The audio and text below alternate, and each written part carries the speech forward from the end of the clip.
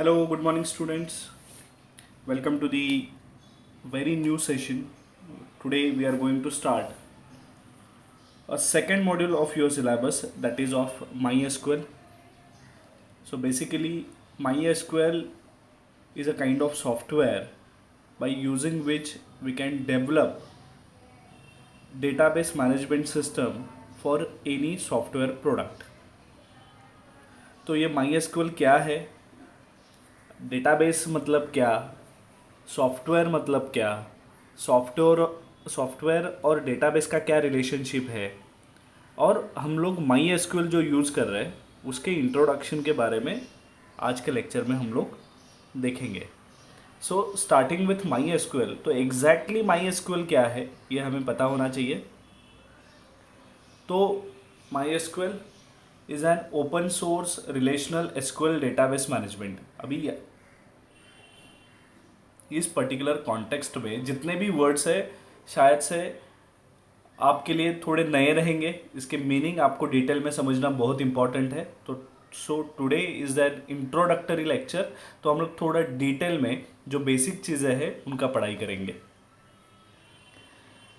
Now it is the most popular open source. अभी open source का मतलब ये होता है, ओपन सोर्स मतलब फ्री वाले एप्लीकेशंस. जो एप्लीकेशंस इंटरनेट में अवेलेबल है वो बहुत ज़्यादा यूज़फुल है, लेकिन जब भी हम लोग उनको हमारे कंप्यूटर में या मोबाइल्स में इंस्टॉल करते हैं तभी वो सॉफ्टवेयर्स हमें फ्री ऑफ कॉस्ट में मिलता है. And it is publicly available for anyone who wants to download और who wants to install into their computers. तो उनको ओपन सोर्स एप्लीकेशंस कहा जाता है. अभी relational SQL database management system का मतलब क्या है. तो here I will start with the concept of database management system. तो डेटाबेस का मतलब क्या है. Database means a place where we can store data in a systematic manner.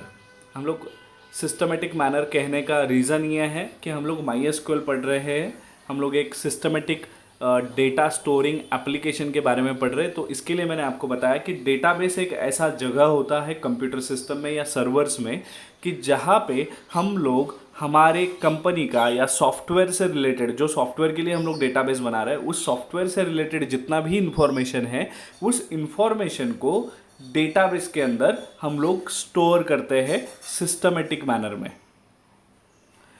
तो मैनेजमेंट सिस्टम मतलब क्या, जब भी ये डेटा डेटाबेस के अंदर स्टोर होता है तो वो डेटा हम लोग यूज़ भी करते हैं या वो पर्टिकुलर कंपनी भी यूज़ करती है, मतलब हम लोग उस डेटा को मैनेज करते हैं. तो उसको मैनेज करने वाला सिस्टम, उसको डेटाबेस मैनेजमेंट सिस्टम कहा जाता है. अभी रिलेशनल डेटाबेस मैनेजमेंट सिस्टम ये दूसरा कंसेप्ट है. अभी रिलेशनल मतलब क्या कि डेटाबेस के अंदर जितना भी डेटा हम लोगों ने स्टोर करके रखा है वो डेटा एक दूसरे के साथ डायरेक्टली और इनडायरेक्टली रिलेटेड होता है या रिलेशनशिप में होता है. इसके लिए ऐसे डेटाबेसेस को रिलेशनल डेटाबेस मैनेजमेंट सिस्टम्स कहा जाता है. I hope you are understanding.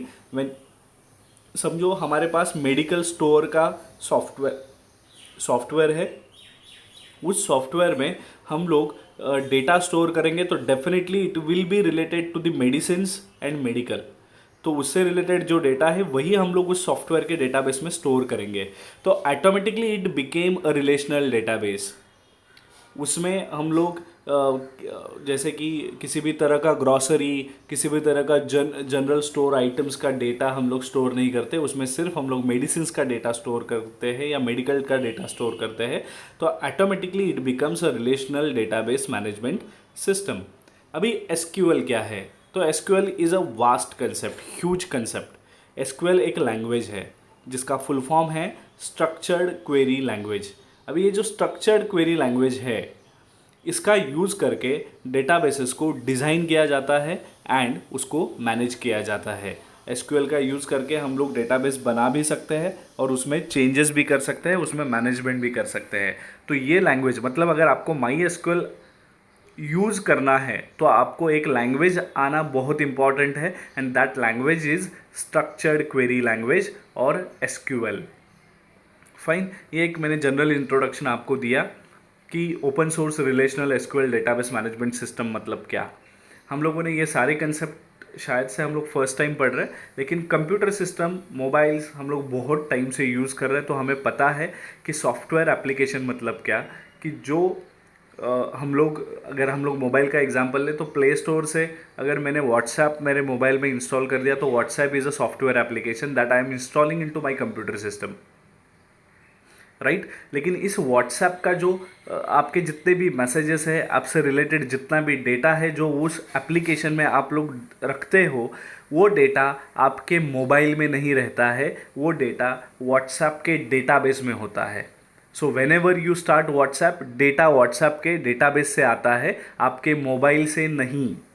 तो आप शायद से समझ में आ रहा है आपको कि आप जो यूज़ करते हो वो व्हाट्सएप सॉफ्टवेयर होता है, लेकिन व्हाट्सएप का डेटा व्हाट्सएप ऑर्गेनाइजेशन के सर्वर में होता है।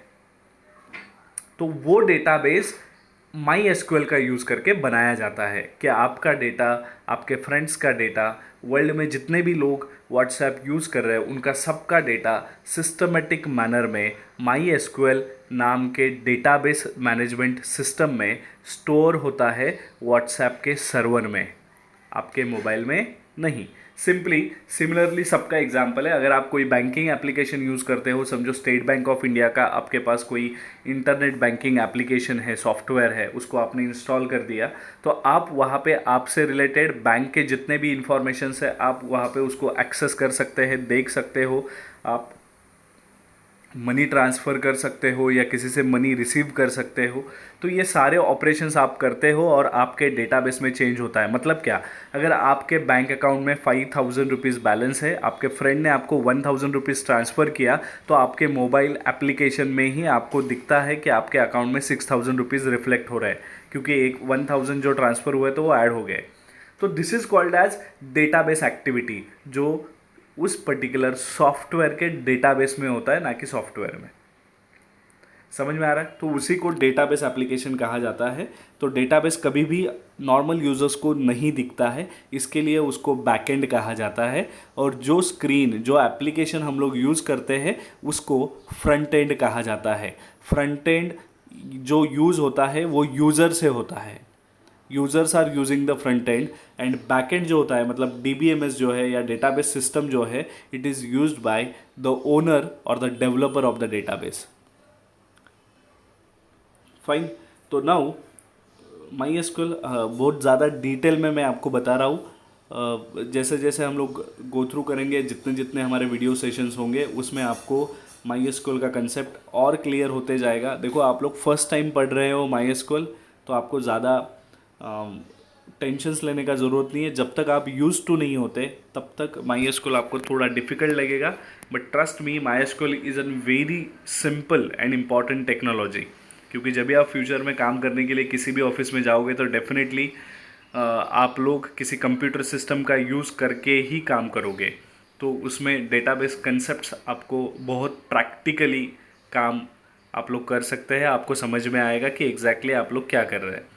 तो MySQL is one of the best RDBMS being used for developing various web-based software application। अभी यहाँ पे यूज़ लिखा गया है कि MySQL का बेसिकली रिलेशनल, मैंने web based software applications use करने के लिए उसका यूज़ होता है। जैसे कि फेसबुक है, मैंने व्हाट्सएप का एग्जांपल दिया, ट्विटर है, इंस्टाग्राम है, ये सारे एप्लीकेशंस वेब बेस्ड एप्लीकेशंस है। इसके अलावा मैंने मेडिकल सॉफ्टवेयर का एग्जांपल दिया। इसके अलावा किसी भी तरह का मोबाइल एप्लीकेशन या वेब बेस्ड सॉफ्टवेयर होता है, मैक्सिमम 99% उसका जो बैकएंड होता है या उसका जो डेटाबेस सिस्टम होता है वो MySQL में डिज़ाइन होता है। So MySQL is developed, marketed and supported by MySQL AB, which is a Swedish company, लेकिन it is owned by Oracle करके एक कंपनी है, उसने उसको ओन करके रखा है डेफिनेटली। लेकिन ये डेवलप जो है वो किया है MySQL AB नाम के कंपनी ने, जो एक स्वीडन बेस्ड कंपनी है या स्वीडिश कंपनी है। Fine, this is an normal information related to the subject called as MySQL। अभी इसके आगे MySQL में सबसे इंपॉर्टेंट वर्ड हम लोगों ने पढ़ा है, that is DBMS, database management system. तो इसमें से डेटाबेस का मीनिंग हम लोग थोड़ा डिटेल में समझते हैं। So what is database? A database is a separate application that stores a collection of data. मतलब अगर हम लोगों ने किसी कंपनी के लिए सॉफ्टवेयर बनाया तो उसमें उसका डेटाबेस तो रहेगा ही, और उस डेटाबेस में कंपनी से रिलेटेड जितना भी डेटा है उसको कलेक्ट करके रखा जाता है और उसी को डेटाबेस कहा जाता है. Each database has one or more distinct APIs for creating, accessing, managing, searching and replicating the data that it holds. मतलब ये सारे ऑपरेशंस है जो हम लोग डेटाबेस में करते हैं. हम लोग डेटा को क्रिएट करते हैं, उसको एक्सेस करते हैं, उसमें चेंजेस करते हैं, मतलब हम लोग मैनेज करते हैं, डेटा सर्च करते हैं, या डेटा से नया डेटा को क्रिएट भी करते हैं, दैट इज़ रेप्लिकेशन. अभी API यहाँ पे एक नया वर्ड है, राइट. इसे API का फुल फॉर्म होता है एप्लीकेशन प्रोग्राम इंटरफेस. अभी ये एप्लीकेशन प्रोग्राम इंटरफेस मतलब मैंने व्हाट्सएप इंस्टॉल किया तो व्हाट्सएप का एक इंटरफेस आता है ना मेरे सामने, जो यूज़र रीडेबल होता है, यूज़र अंडरस्टैंडेबल होता है, जिसको देख के मैं समझ सकता हूँ कि इस पर्टिकुलर सॉफ्टवेयर में क्या लिखा गया है और उसका यूज़ क्या है. तो it is called as user friendliness. वो होता है APIs के वजह से. API मतलब application programming interface. Other kinds of data stores can also be used such as files on the file system और large hash tables in the memory. अभी ये सारे टेक्निकल कंसेप्ट है. But data fetching and writing मतलब data fetching मतलब system database के अंदर से डेटाबेस को निकालना. राइटिंग मतलब डेटाबेस के अंदर डेटा को डालना या इंसर्ट करना. Not be so fast and easy with those type of systems. तो फाइल सिस्टम एक टाइप होता था कि जिसमें फाइल्स बनाओ और फाइल्स कंप्यूटर में स्टोर करो और उसमें से डेटा ढूंढो. तो ये थोड़ा डिफ़िकल्ट होता था. तो उस प्रॉब्लम को ओवरकम करने के लिए जो सिस्टम आया उसको कहा जाता है डेटाबेस सिस्टम, क्योंकि डेटाबेस में डेटा बहुत ही सिस्टमेटिक फॉर्मेट में स्टोर किया जाता है. तो what is this systematic format, let's understand that.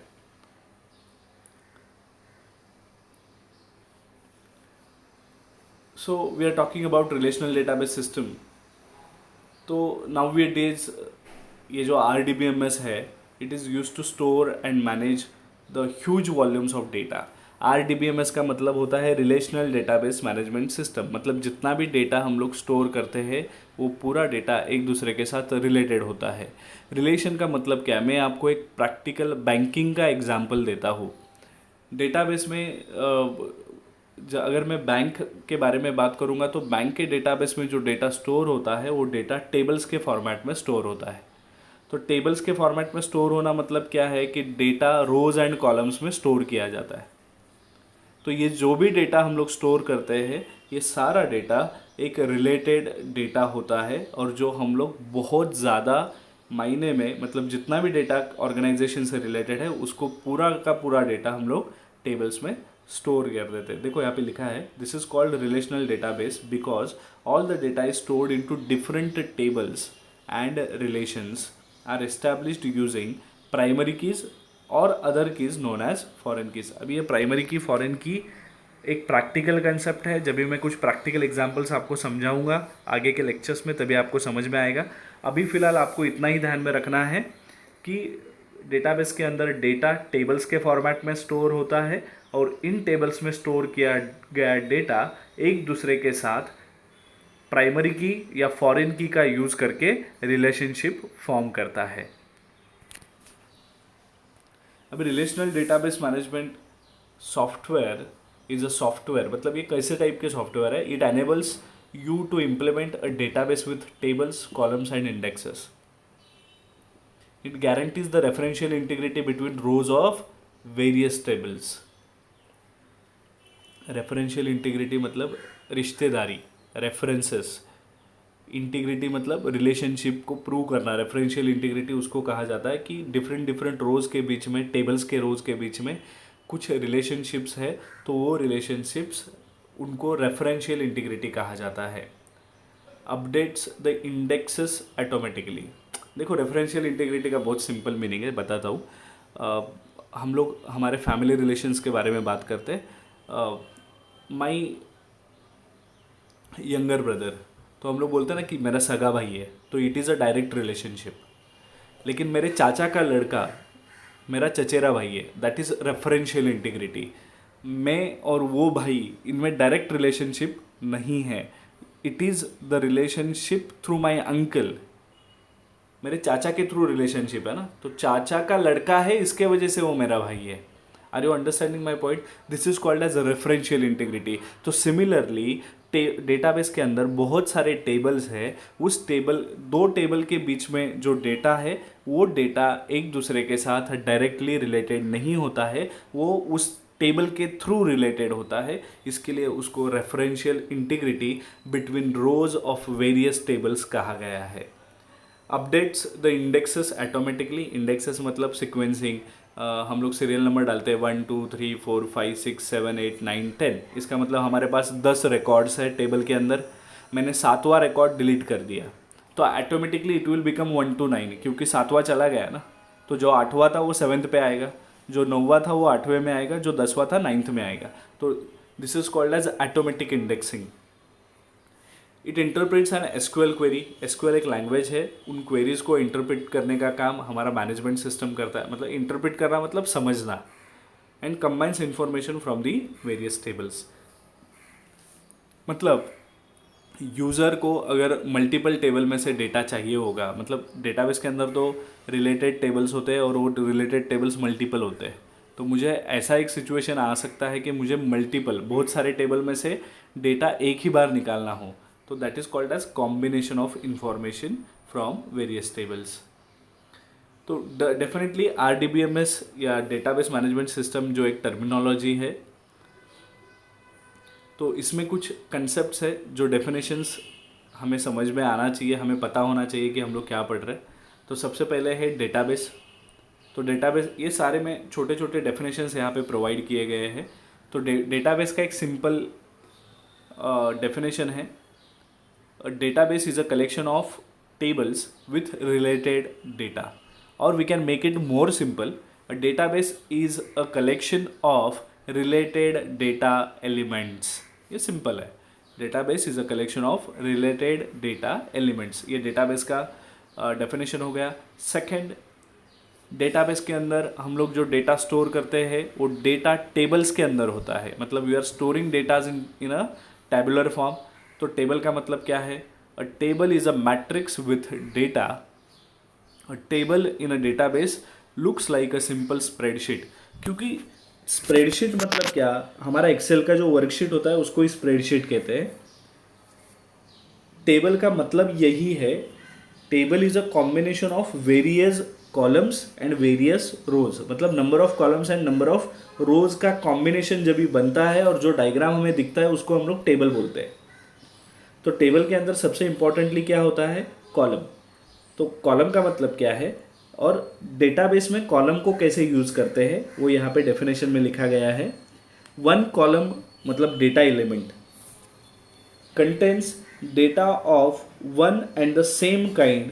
For example the column post code. हम लोग ये एग्जाम्पल ही नहीं लेते, हम लोग स्टूडेंट का एग्जाम्पल लेते हैं.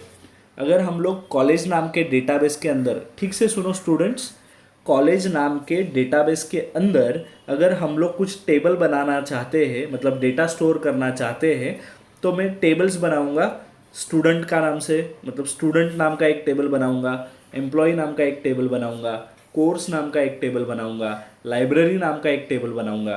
क्योंकि ये सारे मैंने जो अभी 4 नाम लिए, ये चारों भी बहुत इंपॉर्टेंट एंटिटी है कॉलेज एंटिटी के या कॉलेज डेटाबेस के. तो उसमें से मैंने एक टेबल का नाम बताया स्टूडेंट. तो स्टूडेंट जब भी मैं टेबल बनाऊंगा तो स्टूडेंट का मैं क्या क्या स्टोर करूंगा? 1 रोल नंबर, 2 स्टूडेंट का नाम, 3 स्टूडेंट का कोर्स कि स्टूडेंट ने कौन से कोर्स में एडमिशन लिया हुआ है, स्टूडेंट का डेट ऑफ बर्थ, स्टूडेंट का मोबाइल नंबर. तो ये सारी इन्फॉर्मेशन जो है वो स्टूडेंट के है और वो मैं किस में स्टोर करूँगा? टेबल में. तो टेबल में अगर मुझे सारे बच्चों का डेटा स्टोर करना है तो मैं उनको हेडिंग दूंगा टेबल को. पहला हेडिंग मेरा होगा रोल नंबर, दूसरा होगा स्टूडेंट नेम, तीसरा होगा स्टूडेंट कोर्स, चौथा होगा स्टूडेंट का मोबाइल नंबर, स्टूडेंट का डेट ऑफ बर्थ. तो ये मैंने कॉलम्स बनाया ना, तो इसी को कॉलम कहा जाता है. तो कॉलम जैसे कि स्टूडेंट रोल नंबर है तो उस पर्टिकुलर कॉलम में सिमिलर टाइप ऑफ डेटा, मतलब सारे स्टूडेंट का रोल नंबर ही आएगा. उसमें बीच में ही मैं नेम डालूंगा क्या? नहीं. फाइन, तो उसी को कॉलम कहा जाता है। और रो मतलब row is called as tuple, और इसको it is also called as record. कि हम लोग जैसे कि हेडिंग देने वाला मेरा पहला लाइन है, तो दूसरे लाइन में मैं रोल नंबर 1, स्टूडेंट का नाम, उसका डेट ऑफ बर्थ, सॉरी उसका कोर्स, उसके बाद उसका डेट ऑफ बर्थ, और उसके बाद उसका मोबाइल नंबर, उसके बाद रोल नंबर 2, मतलब 1 बाय 1। अभी ये जो 1 का मैंने जो डाला उसको रिकॉर्ड कहते हैं या उसको रो कहते हैं। तो जो वर्टिकल होता है उसे कॉलम कहा जाता है, जो हॉरिजेंटल होता है उसको रिकॉर्ड कहा जाता है। समझ में आया? तो MySQL का यूज़ करके हम लोग रिलेशनल डेटाबेस मैनेजमेंट सिस्टम्स को बना सकते हैं, और वो रिलेशनल डेटाबेस मैनेजमेंट सिस्टम बनाने के लिए हमें डेटाबेस, और डेटाबेस के अंदर टेबल, टेबल के अंदर कॉलम, और कॉलम के अंदर रिकॉर्ड कैसे डालते हैं ये सीखना होगा। और ये हम लोग हमारे अगले सेशंस में सीखने वाले हैं। तब तक सब लोग अभी जो मैंने पढ़ाया है उसको बार बार रिवाइंड करके लिखने का कोशिश करो। आपके जो डेफिनेशंस है, जैसे कि डेटाबेस का डेफिनेशन है, टेबल का डेफिनेशन है, कॉलम का डेफिनेशन है, इन डेफिनेशंस को आप थोड़ा पढ़ने का कोशिश करो, थोड़ा डिटेल में। ओके, सो हम लोग नेक्स्ट लेक्चर में इसके आगे के कंसेप्ट्स कवर करेंगे। Till then everyone, stay home, stay safe, thank you.